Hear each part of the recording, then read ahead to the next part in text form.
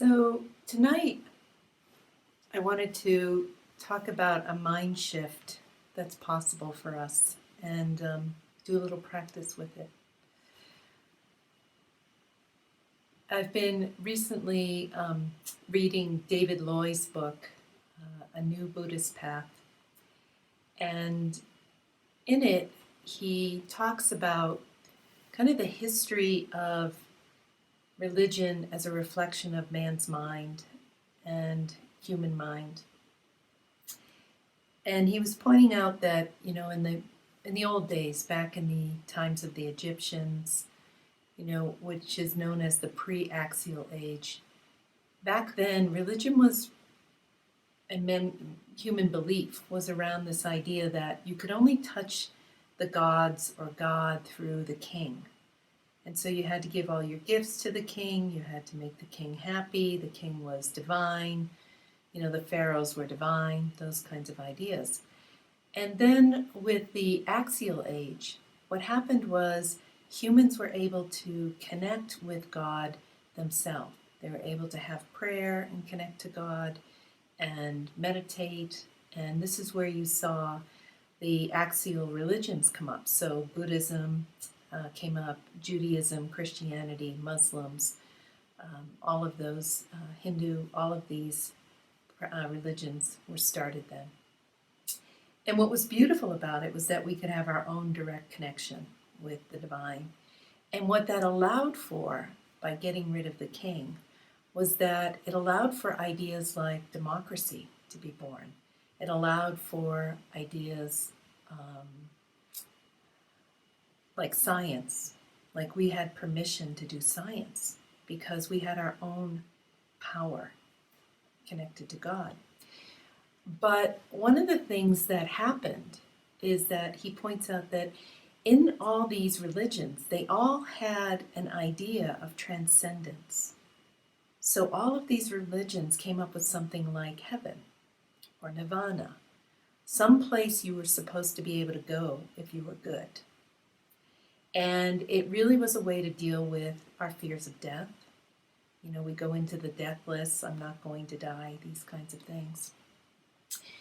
And as he was pointing out, he said the problem with that is that suddenly human practice became one of two things. Either I'm going to be good and do what I have to do to get out of here and transcend this world, or I'm going to use these practices in an eminent way, and I'm going to be okay with the world the way it is as long as I'm comfortable and at ease. So I'm going to meditate or I'm going to do my prayers, and then I don't have to be bothered by the world anymore. And one of the downfalls of this mind state in humans is that while it allowed us to find some personal peace, what it did was it made us personally centered. And so suddenly it becomes about my getting to heaven and my comfort and my being okay. And he said, and this actually becomes the setup for the struggles that humans are dealing with right now on the planet, which is if I'm going to transcend, or if all that matters is that I'm at peace, then we stop caring about the planet and we stop caring about other humans, and we don't really care about destruction as much as long as we can have some, get a savior piece out of it to get away from it. And this is very different from indigenous religions where they're connected with the earth deeply, connected with each human person deeply. It's a very different mindset. And so in thinking about this, there's a real opportunity. He and a bunch of other philosophers and teachers are calling for a change in human consciousness, that it's really time for an evolution, and that we can move into a development that's actually more about interbeing. And so I wanted to just talk about that tonight. We see it actually happening. I hear people over and over again saying, what's wrong with our world? This self-saving, self-centered mind, can allow for climate change, and my resources. It can allow for not seeing clearly Black Lives Matter or white privilege at play. And also we see it in the COVID response. There's a whole bunch of human beings saying, my needs matter more than our needs. So I don't have to wear a mask. Right? So you can see this mindset actually at play on the planet right now. And some people are playing it up and using it. But, in the end, it points to our own end. It points to the pain that's on the planet right now. It points to continuing with things like climate change, global warming, these kinds of issues. So what if it's true that it's actually time for an evolution? That we're actually poised for a new level of consciousness, one that is about interbeing, one that is about empathy. We've lost a lot of empathy, it feels like. To be able to engage with action that really does support and help the we that's here. And having it be not about feeding the narrative that's here. In a lot of ways, I think of this as how do we wake up from the trance that has been spun for us, that we feed into when we're, scrolling through our social media or listening to the news and getting scared and then getting reactive. How do we pull ourselves out of that trance back into sanity so that we come back into the values that we really do have in our own heart about care and community and us, this moving from an I or a me mind to a we mind. And so I wanted to talk about a practice that we can do that actually helps us with that. Because if we don't heal our own mind, if we don't deal with our own fears and insecurities and doubts, then we're not poised to be able to do this work. We'll just keep coming back to self-centered protection. A mind that is afraid has a very hard time being empathic. It's easier to be empathic when we feel safe, we feel centered. So what I want to do is invite you tonight to a practice. And so invite you to go inside, and we're just going to use an example in your life and just kind of walk it down so that you get to taste it for yourself. You get to feel it for yourself. So I invite you to just get comfortable, and you can close your eyes if you like, or look softly at the floor if that's what you like to do. And so just get comfortable and take a couple of clearing breaths.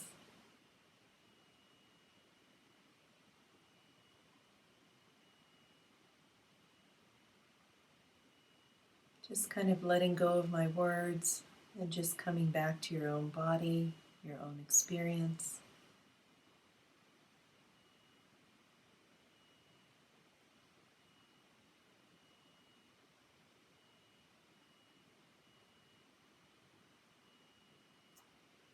And I'd love if you just call up something that you care about or feel like you should care about, but you haven't engaged with it very much. So that could be somebody in your family. It could be immigrant detainees, Black Lives Matter, climate change. So something that you're moved by, but you haven't really engaged with it yet.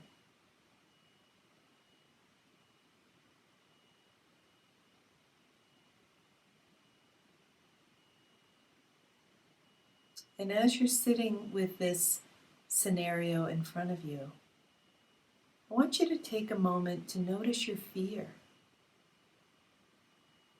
Notice your fear about engaging this.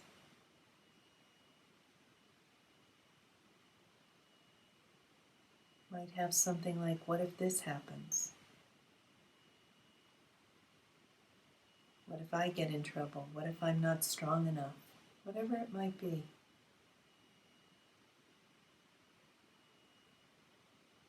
And if you're having a hard time feeling that, feel yourself move closer to it, or you're about to act on it, and then notice the fear that comes up. You're going to go march or be in a protest and you feel something come up.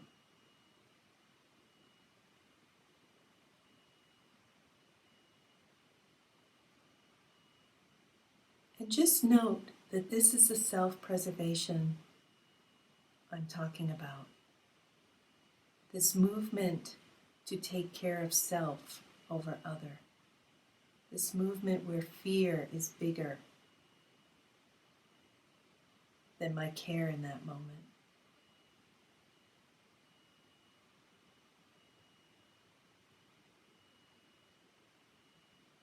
And I invite you to have some compassion for it, to notice your fear, to feel it tenderly. It might be an old fear you've had, afraid to use your voice or to act.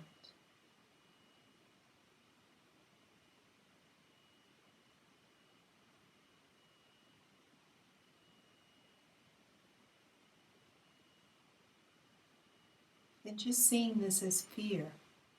It's not about not caring enough. It's about being afraid.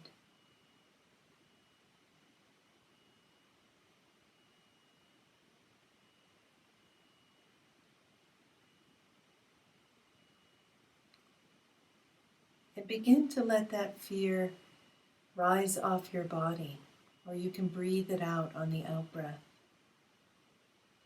letting it go. No need to hold on to it.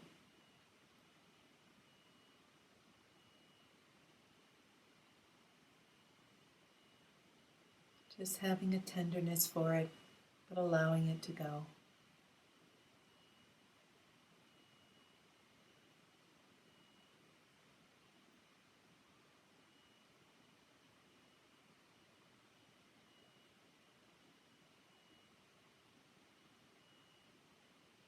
Noticing where it's rising off your body.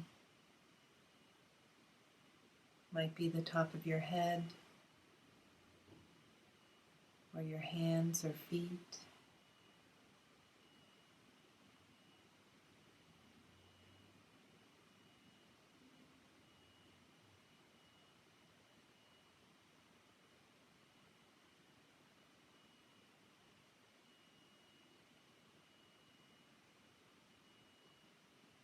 It's okay that you've been afraid. Conditions are such.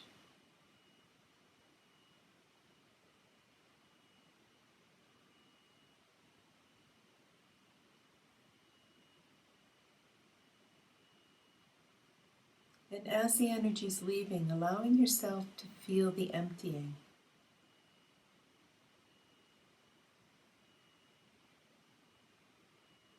Perhaps you notice more space or quiet inside.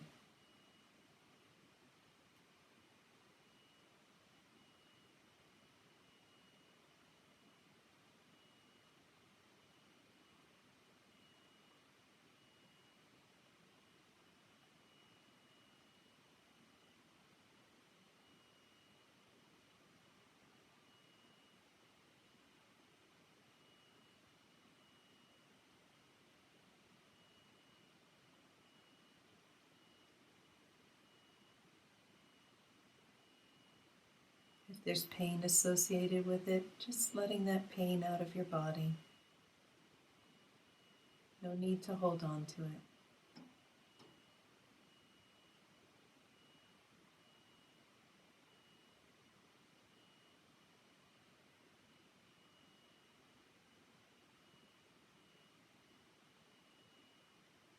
And then noticing the quiet. You can breathe into the quiet or take a step back inside yourself. Noticing essence.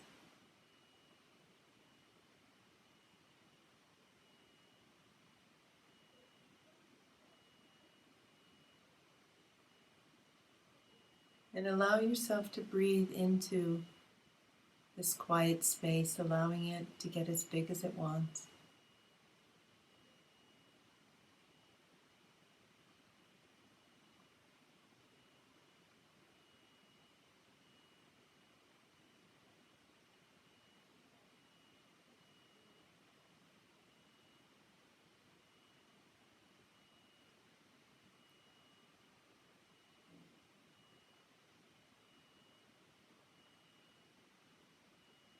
Letting go of all the stories.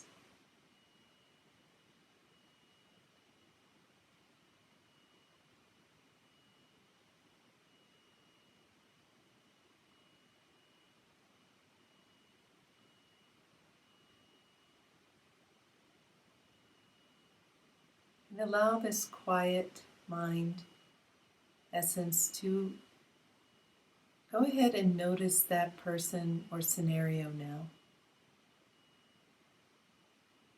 Without thinking, just watching them, letting essence see them, see their condition.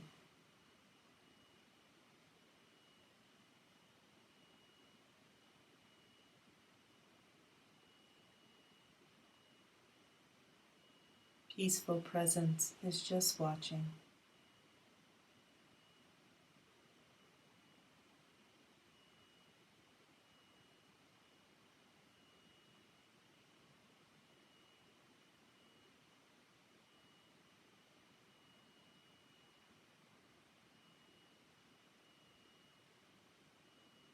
And notice what response essence has to this.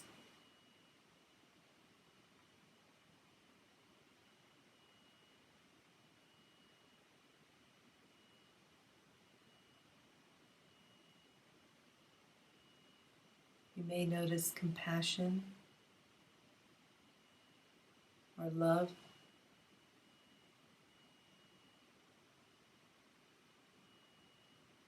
perhaps some joy or care.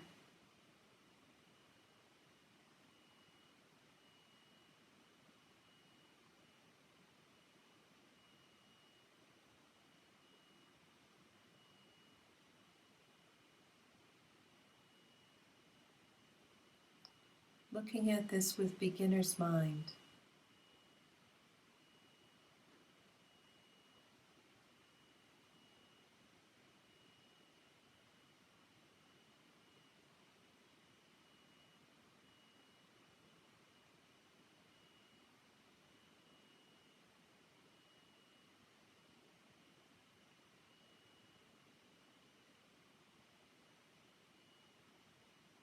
And now notice what is one thing you can do to bring care to that situation.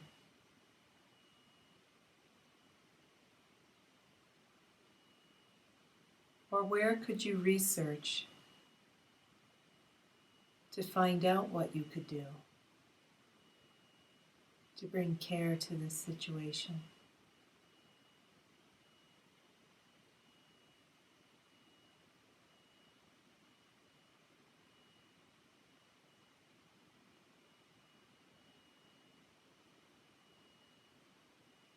Just feeling this natural care rising up.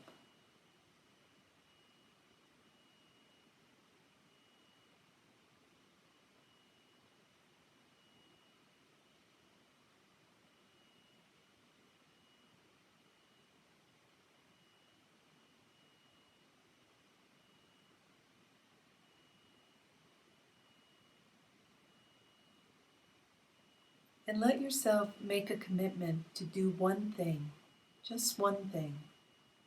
It doesn't have to be to save it all, but what is one thing you can commit to doing?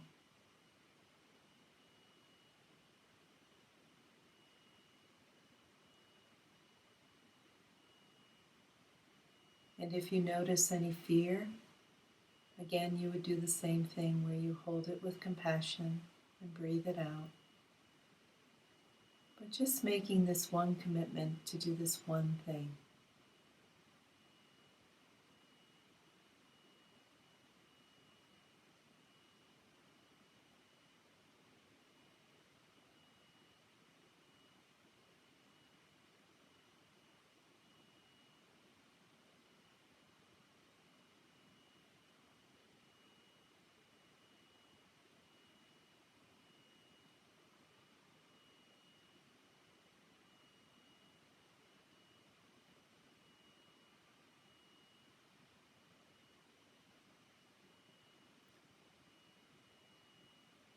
And I invite you to now go ahead and breathe this person or this situation together, just as you are today. You don't have to be perfect, but just you and this person or situation breathing together into your heart. You can breathe your fear and their suffering into your heart, and then on the out breath, just release it into peace.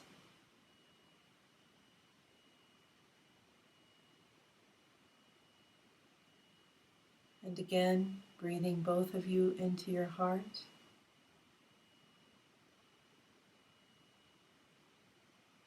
Breathing out peace. Just as you are.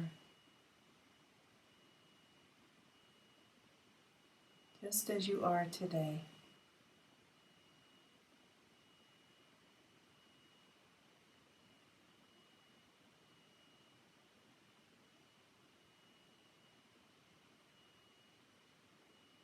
Both of you held in your heart and breathing out, releasing into peace.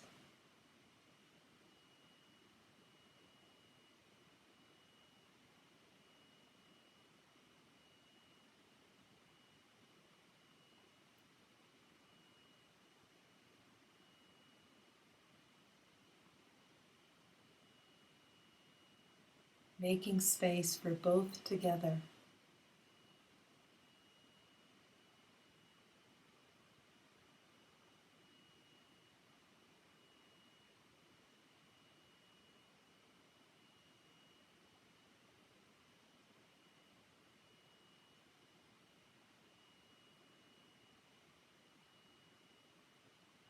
Breathing out into peace.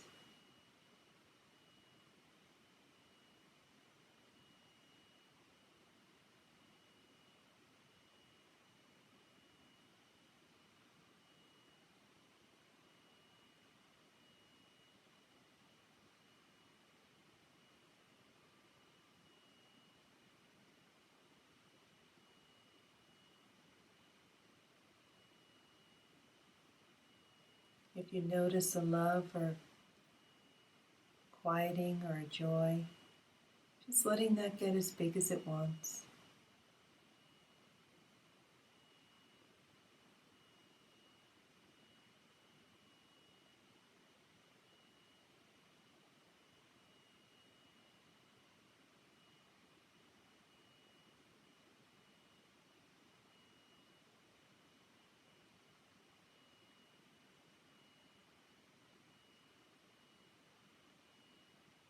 Both together finding peace.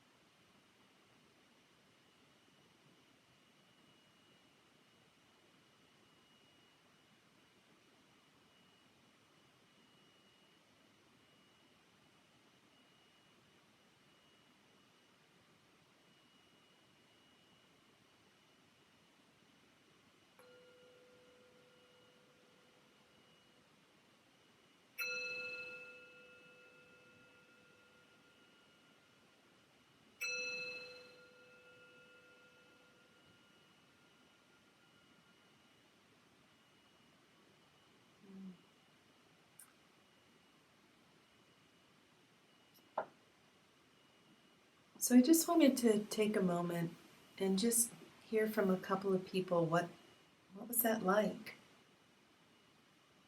To just notice that, oh, there's this fear, I can have compassion for it. I can engage this with essence.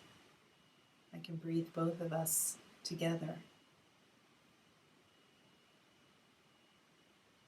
with peace. And you can unmute yourself.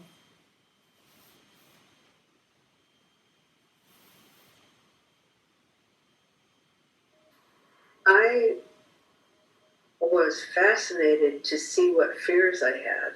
Mm-hmm. And when I was in essence, it wasn't frightening. Yeah. Very simple. Yeah, beautiful. Yeah, Thank you. that's all. Yeah. Other people?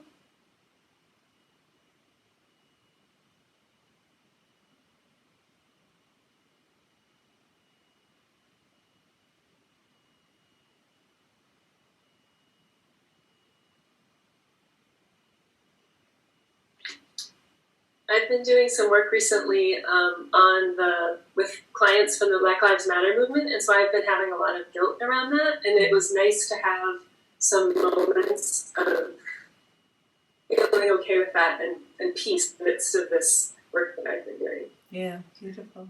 Thanks. Yeah.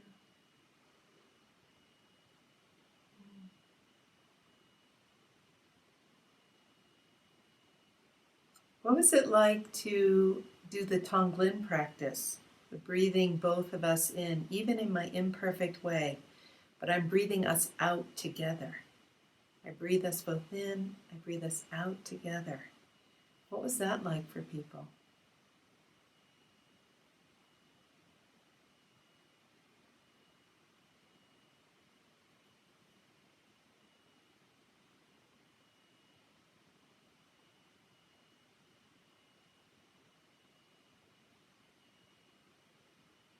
I see some people nodding, but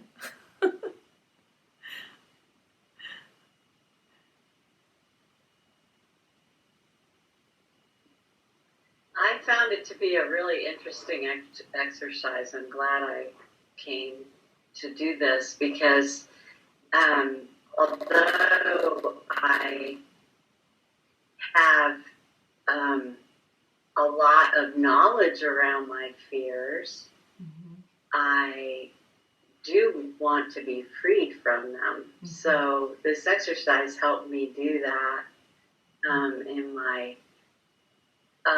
quest to be more community oriented. So the Tonglen practice brought up for me the saying, and I was kind of saying it in a mantra, just like me, just like me, just like me.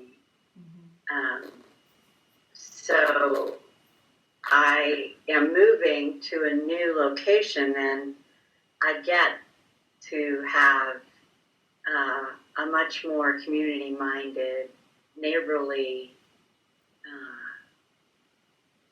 opportunity.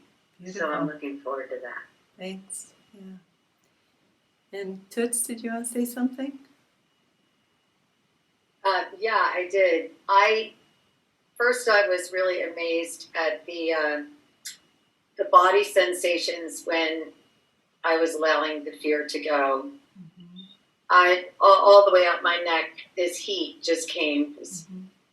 I don't typically have that, in all the different things I've done with you, I'm always like waiting for it to happen. But that was interesting. But the second part about the Tonglen, I was actually working with a specific person, so it was a little bit that in the beginning. And I just knew that the fear was gone, and the more I kept breathing in and breathing out together, I was absolutely able, in pretty soft, compassionate way, really being able to see the conditions that cause some of the reactions of this particular person. And it didn't come across like, oh, I better feel sorry for them. It was just a clear visual scene of this is how it is. Yeah. So I appreciated that a lot. Thanks. Thank you. Yeah. And for those of you who practice Buddhism, that's known as sampajana, clear seeing. And essence always has clear seeing. It sees the situation clearly, much more clearly than we do from our old patterns, right? So what's so beautiful for me is that this practice kind of melts our fear and separation. And in this Tonglen practice of this breathing in our heart, if it doesn't work to breathe out peace, like if we pick a toxic person, for instance, sometimes we can do it, I'll do it as breathing us both out in safety. May we both be held in safety together so that I don't have to be scared of that person. But if we're in essence, there actually is no fear. And that's where the peace can come from. So when we do this practice, this was kind of the first three that I was saying in terms of, we come into interbeing, we do empathy, we engage in a new action. And what this does is then it allows us to move into the fourth thing that I was talking about, which is to not feed the narrative and the trance. So if we do this work, we're starting to be clear enough that we don't feed what's going on social media. We don't feed what's going into the news. We pull our head out of it. It's almost like you're looking underwater and, you're scared and you think you can't breathe and somebody says, just pull your head up. And it's like you pull out of the trance for a moment and you're like, oh, there's sanity here. There's clarity here. We're not all dying today, And so the more that more of us pull out of the trance, the less power the trance has on the planet. The more people who put their head into it and get stuck in it and perseverate in it, the more power it appears to have. So we can make a commitment to not feed into this old way of thinking. We can make a commitment to move from me to we thinking, to move into this we thinking that's starting to come on the planet now, that particularly white people, I should say, are starting to come into. Indigenous tribes have had it for centuries. We're just kind of a little late to the game on this one. And also, this idea, I just want to speak to one thing that comes up sometimes for me. And so one of the fears sometimes will play out as, I don't have time to do my one thing. I don't have time to call my senator or do whatever. And I just want to point out something to you. I was looking for time, like, okay, where can you find time? And so I started researching how much time we spend on things. And just so you know, the average American spends between 1.5 and 2.5 hours a day on social media. And they spend 3.5 hours looking at their phone.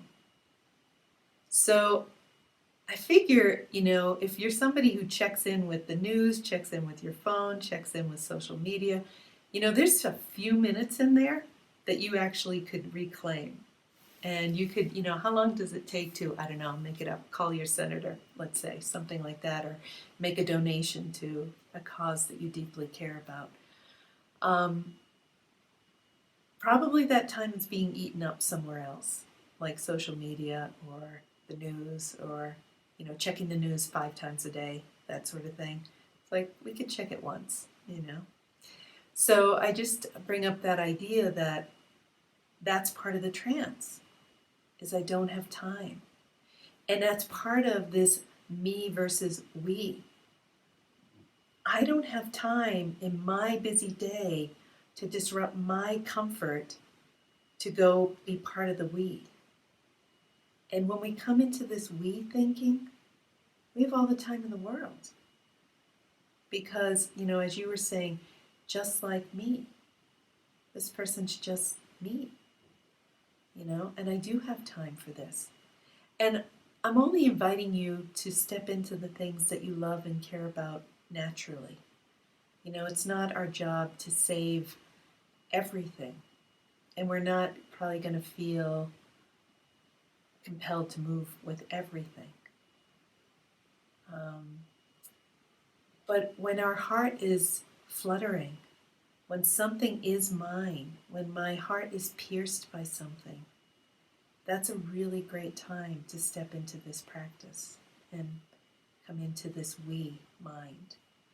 And I think if we, as white people particularly, make this evolutionary shift in ourselves, then we have a chance to actually move the planet into the places we dream of, you know.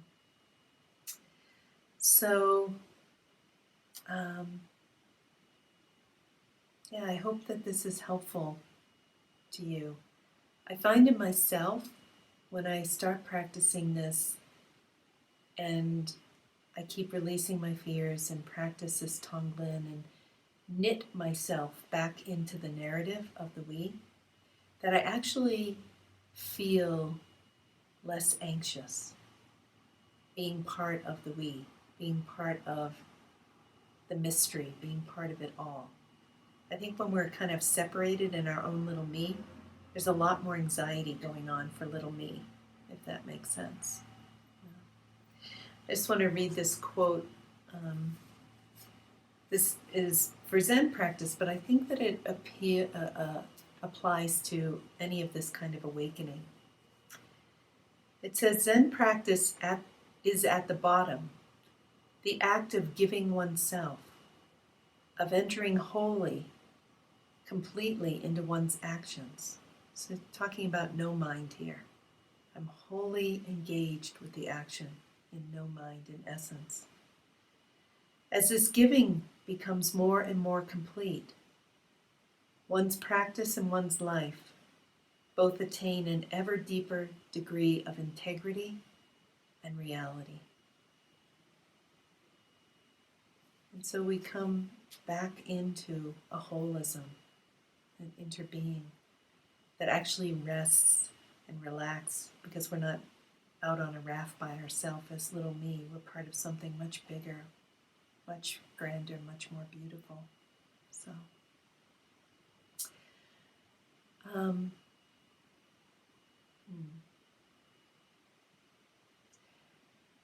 So I'll go ahead and put up these steps just as an exercise on maureenfallon-cyr.com. And if you want them, just for your own practice. And also, if you want email reminders, if you can go to True Success for All and put your email in there, then you'll get reminders for the sits, for classes, those kinds of things.